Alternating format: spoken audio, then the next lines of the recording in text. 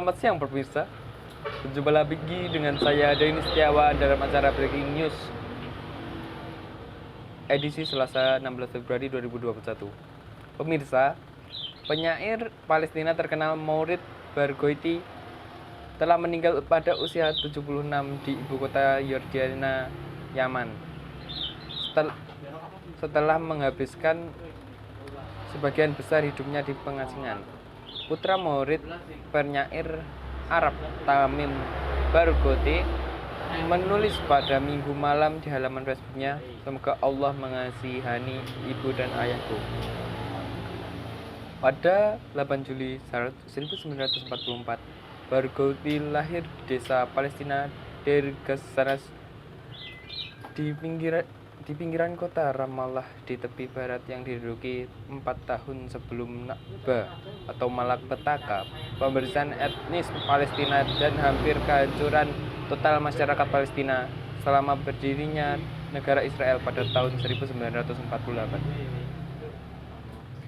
Apa yang tersisa setelah pembentukan Israel kemudian diduduki dan dianeksasi setelah perang 1967?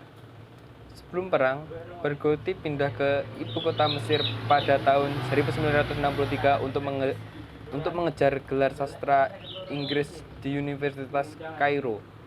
Dia lulus pada tahun 1967 dan tidak dapat kembali ke Ramallah selama 30 tahun lagi. Pengungsian Palestina. Seorang perjuangan Palestina, Barghouti menghabiskan bertahun-tahun hidupnya menulis tentang tanah airnya dan pendudukan Israel. Dia tinggal di beberapa negara di kawasan itu, termasuk di Lebanon, Yordania, dan Irak sebelum kembali ke Mesir. Di sana, ia bertemu dengan istrinya, Ratwa Asor, seorang novelis, akademis, dan cendekiawan Mesir terkenal yang meninggal pada tahun 2014.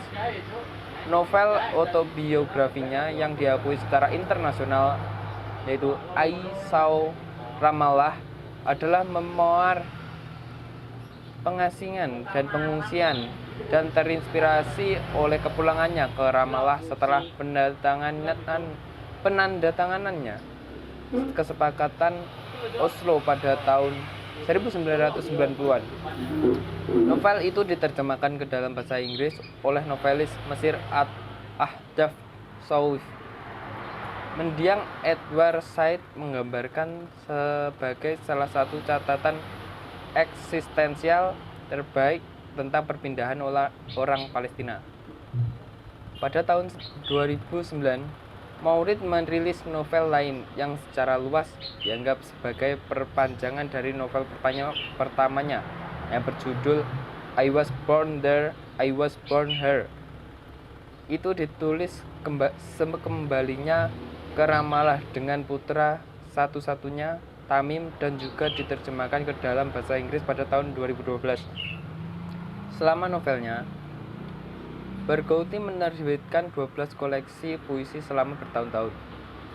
Dia membaca puisinya dan memamerkan buku-bukunya di seluruh dunia dan memberi ceramah tentang puisi Palestina dan Arab di universitas-universitas di Oxford, Manchester, Oslo, dan Madrid antara lain.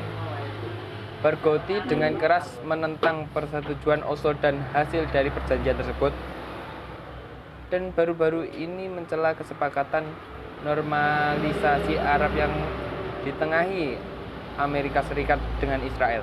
Meskipun dia adalah anggota Organisasi Pembebasan Palestina, Barghouti tidak mengidentifikasikan diri dengan partai politik manapun.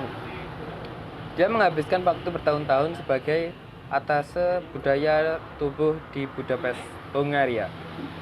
Sebelum ada pengumuman langsung tentang penyebab kematian Barghouti, berita tadi sekaligus menutup acara seputar berita siang ini. Saya Denny Setiawan mengucapkan terima kasih dan sampai jumpa.